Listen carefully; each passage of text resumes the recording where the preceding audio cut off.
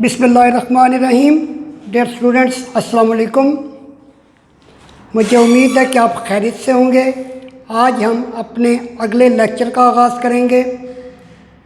कल हमने ऑब्ज़र्वेशन के मतलब डिस्कस किया था। आज हम उसका अगला स्टेप, पहला थोड़ा सा लेक्चर को रिव्यू कर लेते हैं। पिछले लेक्चर में हमने रिकॉग्निशन ऑफ बायोलॉजिकल प्रॉब्लम के बायोलॉजिकल प्रॉब्लम को कैसे रिकॉग्नाइज किया जाता है, और फिर हमने ऑब्ज़र्वेशन को डिस्कस किया कि ऑब्ज़र्वेशन क्या होती हैं। ऑब्ज़र्वेशन दो तरह की होती हैं, क्वांटिटेटिव एंड क्वालिटेटिव ऑब्ज़र्वेशन। फिर हमने एक शॉर्ट क्वेश्चन को डिस्कस किया था, why quantitative observations are more accurate than qualitative observation. तो उसके बाद आज का जो हमारा टॉपिक है वो है फार्मूलेशन ऑफ हाइपोथेसिस। हाइपोथेसिस को कैसे बनाया जाता है, फार्मूलेशन बनाना, formulate, how to formulate hypothesis. Short question भी आ सकता है, व्हाट इज हाइपोथेसिस, कि हाइपोथेसिस क्या होता है। Observations do not become scientific observation until they are organized and relate to question।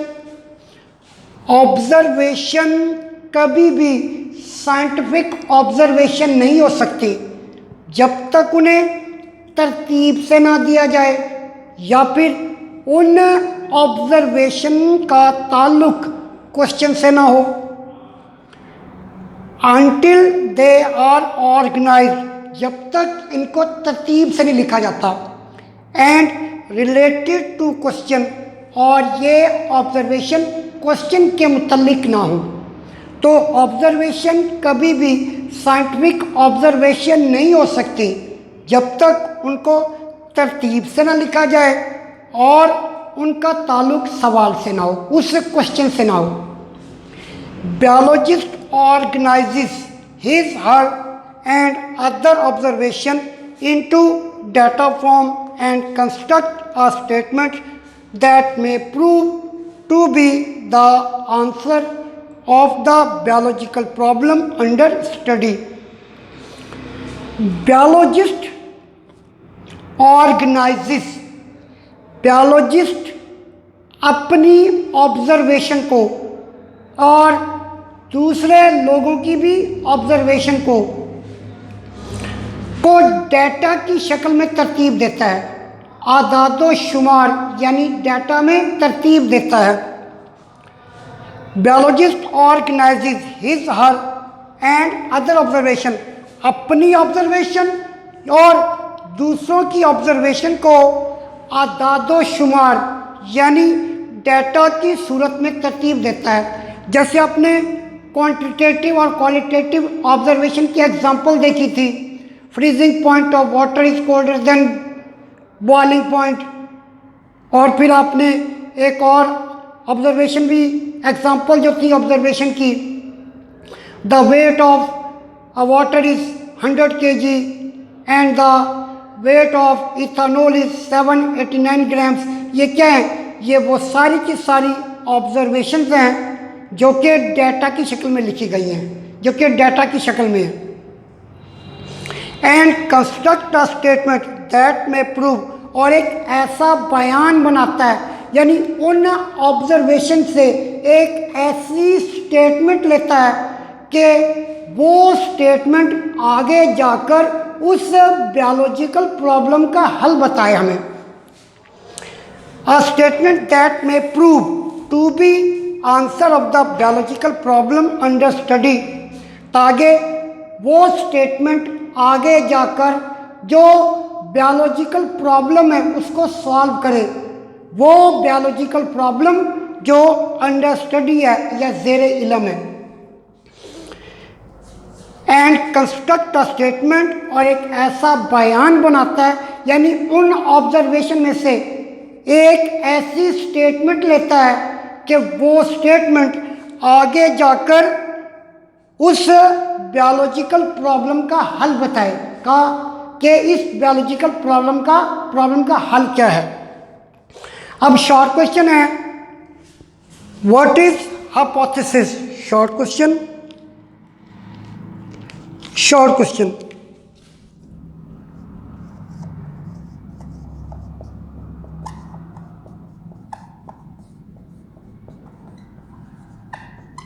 What is hypothesis.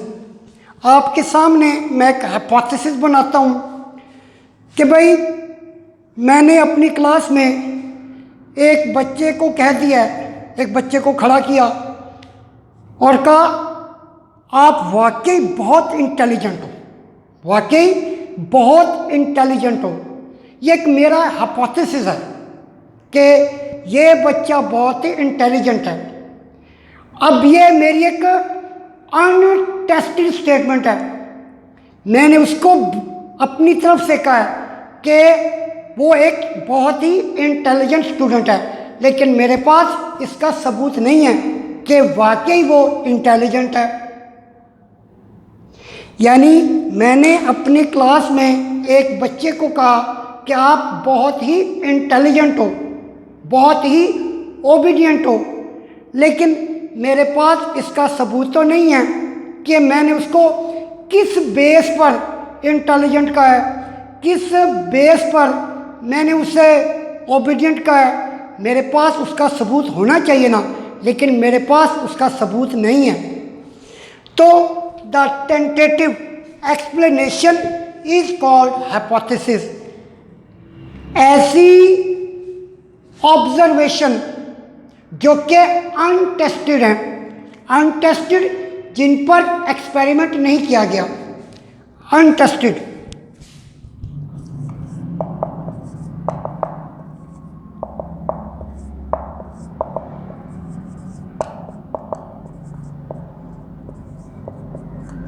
जिन पर तजर्बात नहीं किए गए।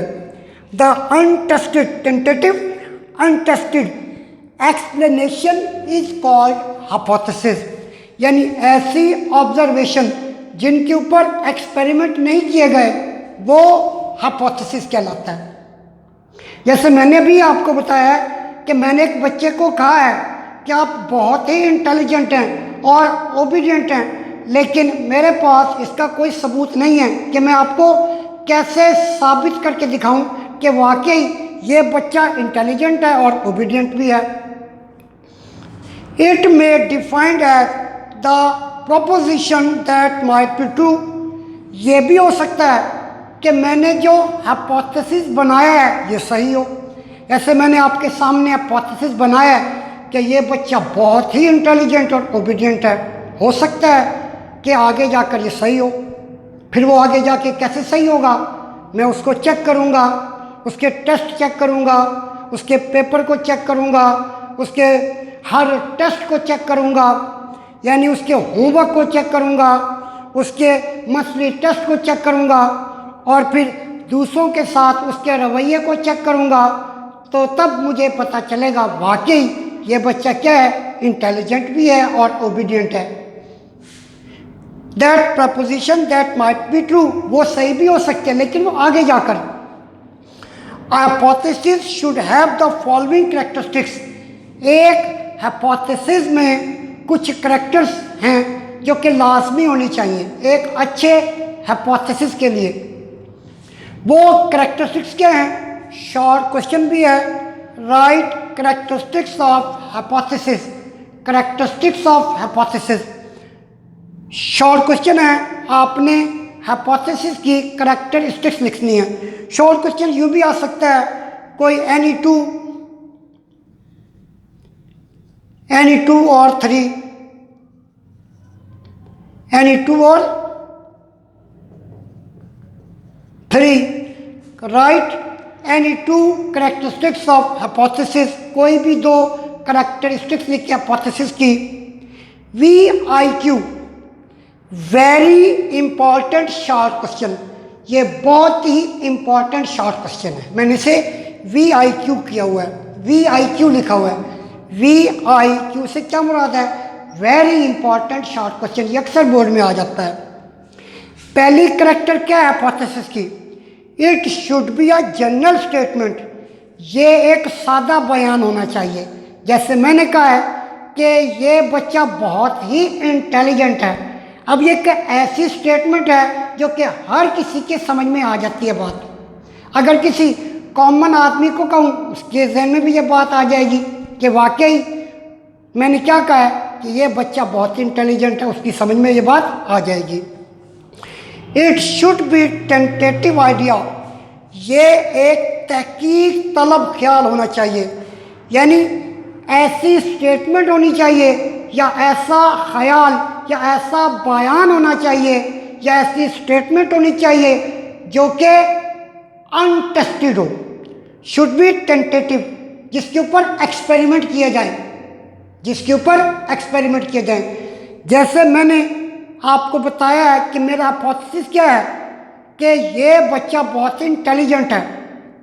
अब ये टेंटेटिव है, अनटेस्टेड है, क्योंकि मेरे पास इसका सबूत ही नहीं है। सबूत मेरे पास कब आएगा? जब मैं उसके मंथली टेस्ट चेक करूँगा और फिर क्लास टेस्ट चेक करूँगा, उसका रिजल्ट देखूँगा, दूसरों के साथ उसका बिहेवियर देखूँगा, तो तब मैं उसको चेक करके आपको बताऊँगा कि वाकई ये बच्चा बहुत ही इंटेलिजेंट है और ओबीडियंट है।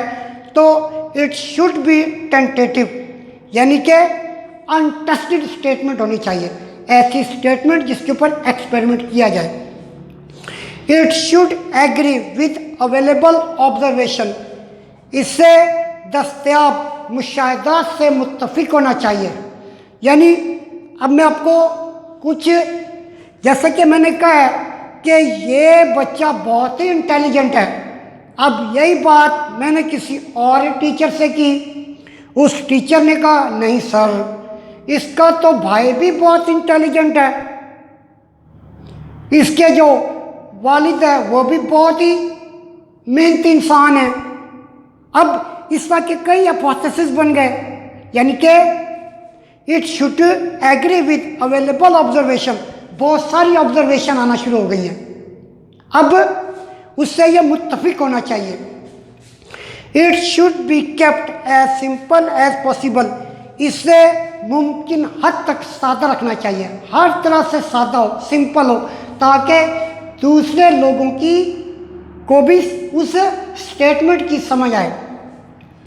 It should B testable, testable होना चाहिए, जिसके ऊपर एक्सपेरिमेंट किए जाएं।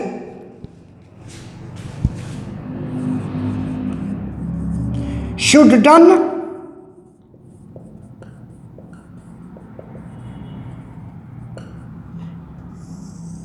एक्सपेरिमेंट, एक्सपेरिमेंट किए जाएं। एंड पोटेंशियली फॉल्सिफिएबल, और जुटलाने का इम्कान भी हो, यानी गलत भी साबित किया जा सके। अब अगर मैंने किसी बच्चे को कहा, उस बच्चे को कहा कि भाई आप बहुत ही इंटेलिजेंट हैं, अब जाहिर बात है उसके जो साथ के क्लास फेलोज होंगे वो तो इसको पसंद नहीं करेंगे ना, कि उसको कह दिया, हमें क्यों नहीं कहा गया, वो जलेंगे इस चीज़ से, उन्हें जलन होगी ना। अब उनमें से कोई एक बच्चा मेरे पास आएगा और कहेगा सर ये तो 2 से 3 बजे के दरमियान घर से बाहर निकलता है और सिगरेट पीता है। यानी 2 से 3 बजे के दरमियान क्या करता है, घर से बाहर निकलता है और फिर सिगरेट पीता है। अब मैंने क्या कहा कि बहुत इंटेलिजेंट है, बहुत ओबीडियंट है, उसकी कोई नेगेटिव एक्टिविटी नहीं है, नेगेटिव एक्टिविटी नहीं है। अब मेरे जहन में ख्याल आ गया कि मुझे क्या करना चाहिए, अपने हाइपोथेसिस को चेक करना चाहिए, अपने हाइपोथेसिस को चेक करना चाहिए। अब मैंने किसी एक बच्चे से कहा कि आप इस बच्चे को 2 से 3 बजे के दरमियान चेक करो।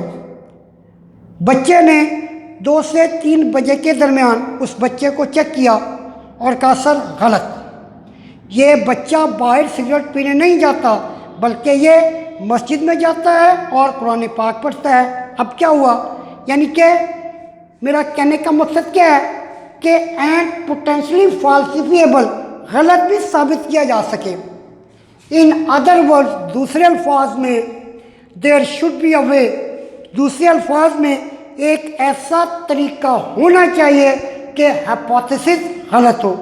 अ way to disprove the hypothesis, एक ऐसा तरीका होना चाहिए कि हाइपोथेसिस गलत हो। अब मेरा हाइपोथेसिस कैसे गलत हुआ?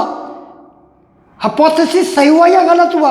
मेरा हाइपोथेसिस सही हुआ, क्योंकि मैंने चेक कैसे किया? मैंने एक बच्चे को भेजा, उस बच्चे ने आकर मुझे बताया सर ऐसा नहीं है। वो बच्चा 2 से 3 बजे के दरमियान मस्जिद में जाता है और कुरान पाक पढ़ता है। इस तरह से मेरा हाइपोथेसिस क्या हो रहा है? मज़ीद सही हो रहा है, यानी कि उसमें कुछ सही चीज़ें आ रही हैं, कुछ सही ऑब्जर्वेशन आ रही हैं, सही ऑब्जर्वेशन आ रही है। तो ये शॉर्ट क्वेश्चन है, इसमें से आपने कोई भी 3 या 2 करैक्टरिस्टिक्स लिखनी होती हैं हाइपोथेसिस की, और ये VIQ है, very important short question.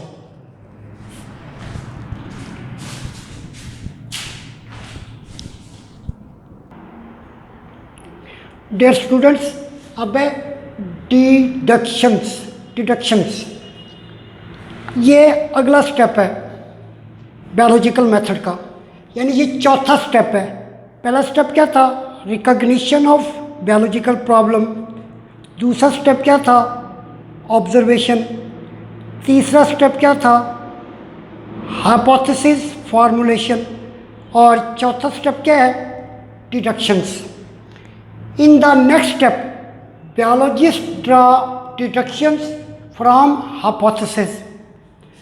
Hypothesis से बायोलॉजिस्ट डिडक्शंस निकालते हैं, यानी काफ़ी सारी ऑब्जर्वेशंस होती हैं, उन ऑब्जर्वेशन से फिर हाइपोथेसिस बनाते हैं, उस हाइपोथेसिस से फिर डिडक्शंस निकालते हैं।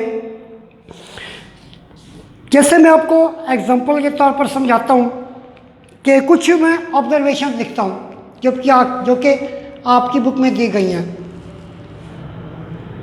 Those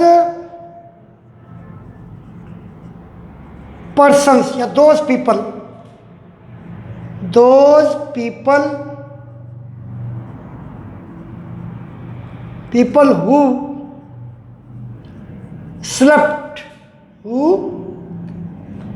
slept indoors get less malaria than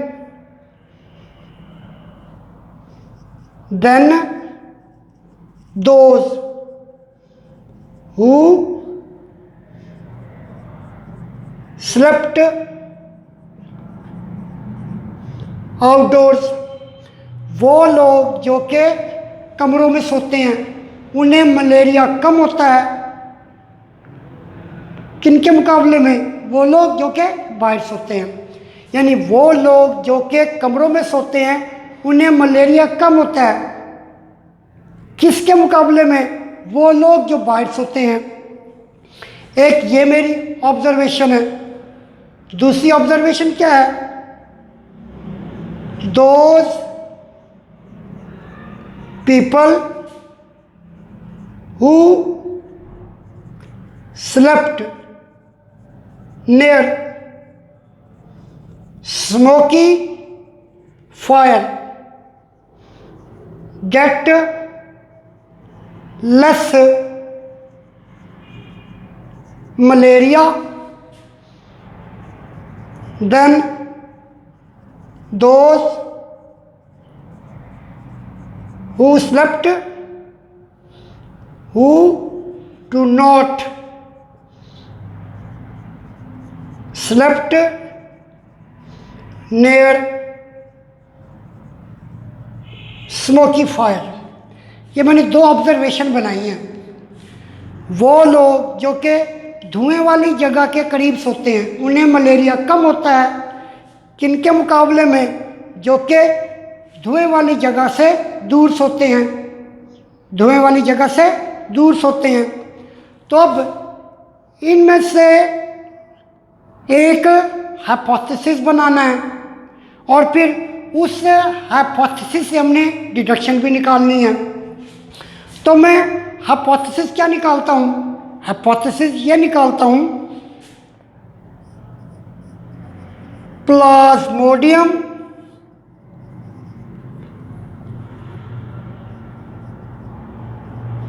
मैं निकाला एक hypothesis, mosquito is the cause of malaria. Mosquito क्या है? ये मलेरिया की वजह है। अब इसकी डिडक्शन क्या निकलेगी? If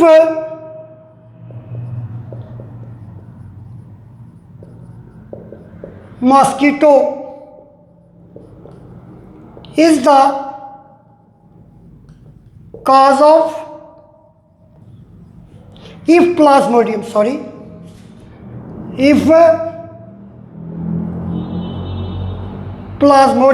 is the cause of malaria, then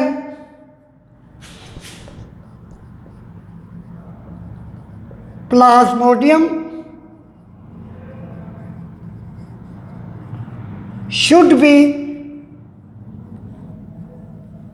present. If plasmodium is the cause of malaria, then plasmodium should be present in mosquito.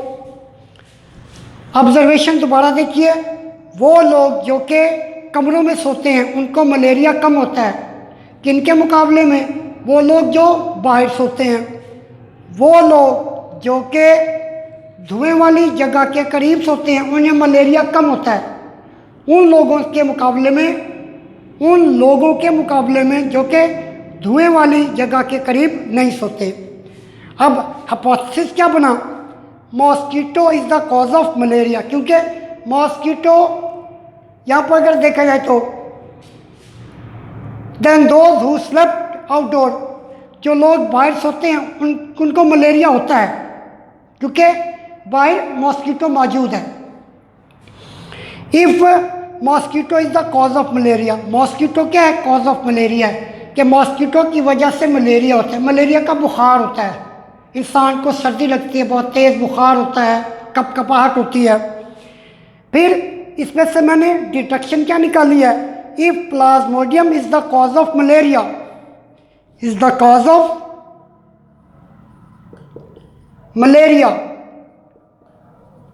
Then अगर प्लाज्मोडियम मलेरिया की वजह है तो प्लाज्मोडियम को मॉस्किटो में होना चाहिए।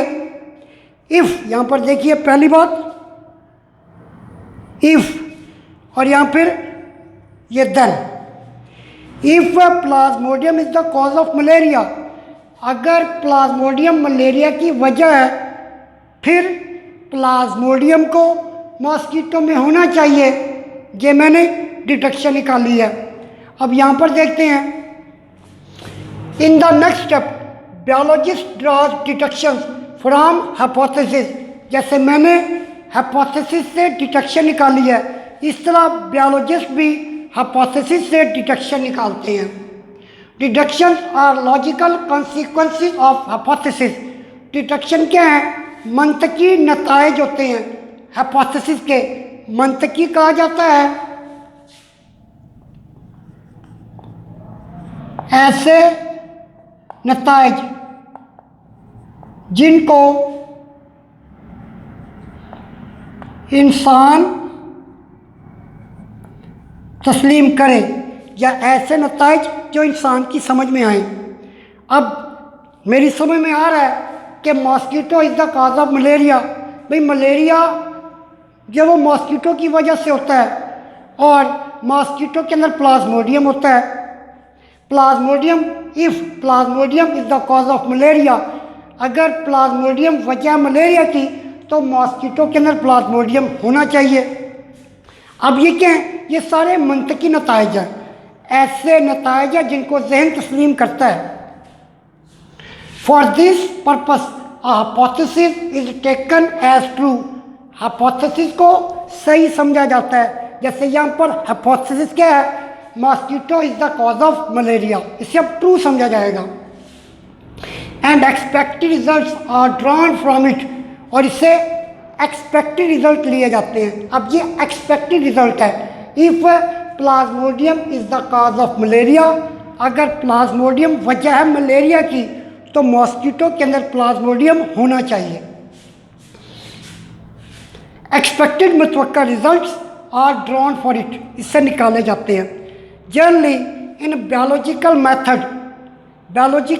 मेथड में if a particular hypothesis is true, अगर पार्टिकुलर हाइपोथेसिस ये ट्रू है, then one should expect a certain results, तो फिर हम इस हाइपोथेसिस से रिजल्ट ले सकते हैं। This involve if then logic. Deduction के अंदर जो साइंटिस्ट हैं या बायोलॉजिस्ट हैं वो इफ और देन को बार बार यूज़ करते हैं। इफ और देन को बार बार यूज़ करते हैं। फॉर एग्जाम्पल यहाँ पर देखते हैं, if all birds have wings, अगर तमाम परिंदों के पर हैं, देन फिर स्पैरोज, हॉक, पैरट, क्रोज और बर्ड्स। अगर तमाम परिंदों के पर हैं, फिर स्पैरोज, हॉक, पैरट और क्रोज, ये भी तो बर्ड्स हैं, तो फिर एंड हैव विंग्स, और इनके भी विंग्स हैं। यहाँ पर बार बार इफ और ये देन को यूज़ करते हैं। All green plants need sunlight for photosynthesis, तमाम पौधों को, जितने भी ग्रीन प्लांट्स हैं, उन्हें लाइट चाहिए फोटोसिंथेसिस, खुराक बनाने के लिए। देन यहाँ पे फिर यूज़ हो रहा है, then any green plant kept in dark will not perform photosynthesis, अगर किसी भी ग्रीन प्लांट को अंधेरे में रखा जाए तो वो फोटोसिंथेसिस नहीं करेगा। यानी डिडक्शन के अंदर scientist if and then, if और देन की मंतक को, लॉजिक मंतक को बार बार इस्तेमाल करते हैं। मुझे उम्मीद है डियर स्टूडेंट्स आज का लेक्चर आपको समझ आ गया होगा। इंशाल्लाह अगले लेक्चर में मुलाकात होगी। अल्लाह हाफिज़।